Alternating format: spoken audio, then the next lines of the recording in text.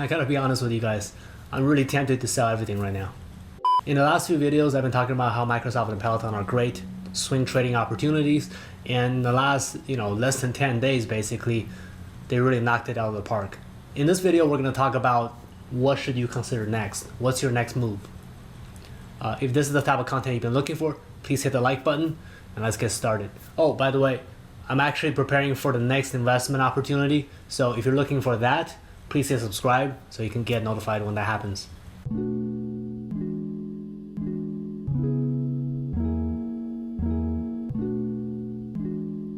In this video, we're going to talk about the options because in a way, when you're holding a winning hand, it's actually harder to figure out what to do next. It's more stressful to figure out what to do next than, if you have a shit hand. If you were following my previous videos, you know that the number in our heads is a 10 to 15% gain over the period of 3 to 6 months. Unless you're a gambler, you know that that is an incredibly healthy and optimistic number to aim for. The reason why these two companies knocked it out of the ballpark is because there was a lot of sell-offs during the COVID dip. And now people are trying to figure out how to recover or even make some money like we are. So when we are at the end of a bubble, there's a lot of gamblers in the market already. And then if you add all of these people who are trying to recover their money, combine all of that together, I think is the reason that drove such an explosive growth in such a short period of time. That doesn't mean that their business isn't great. In my previous videos, I talked about those two companies from the perspective of market fit, why those companies make sense in terms of what they're doing now and how they're going to represent value in the future in terms of product roadmap, business strategy, all those kind of great things, right? But since the gain was so abrupt, we should evaluate our next steps in a more traditional sense, because now it's more about bankroll management. I like to look at these two companies separately because I think Microsoft is the most straightforward one. Their stock projection pre-COVID is still higher than what it is currently. And in my opinion, they were still generating value and growing their core businesses, most of it, during the COVID crisis, which means that to me, there is still a bigger upside for the next 3 to 6 months. My recommendation then is to hold that stock unless you have an opportunity with even higher growth. I frankly think that Microsoft is a great, safe choice. Even during a recession, Microsoft is a great choice. Historically, Microsoft just goes flat. And you still get dividends. So that's much better than a lot of the other options that you might get with a much higher risk profile. Peloton is a different story. Since I bought it, I made more than 50% gain in such a short amount of time that I have to look at whether it still makes sense to hold. Even though the business makes sense, even though I truly believe in the product, I personally use the product, and how future-proof the company is, I think the valuations are way too high.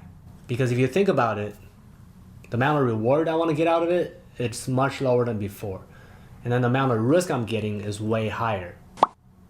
So in that sense, I think Peloton has two plays here as an investor.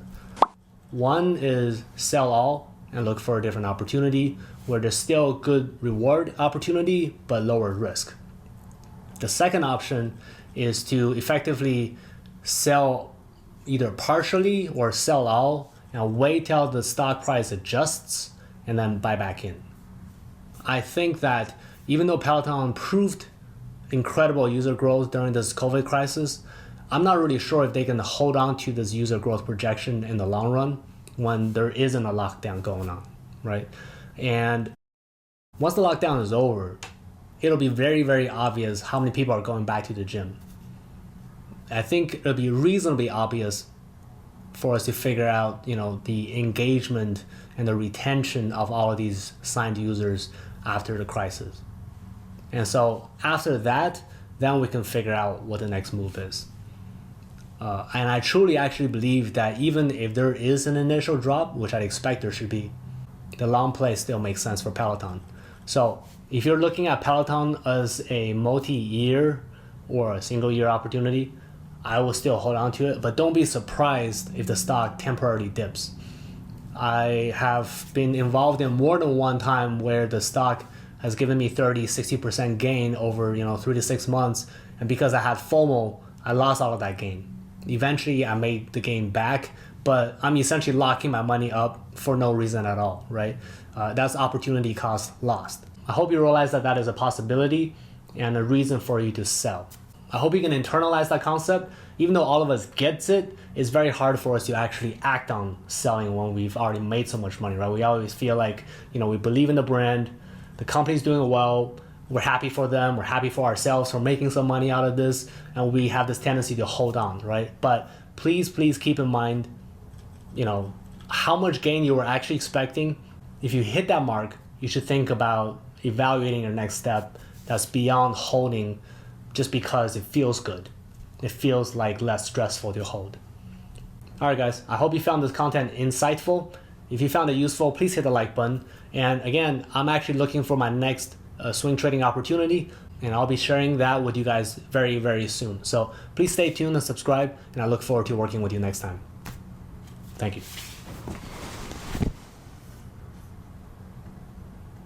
In this video, we're going to talk about the options, because in a way, when you're holding a winning hand, it's actually harder to figure out what to do next. It's more stressful to figure out what to do next than, if you have a shit hand.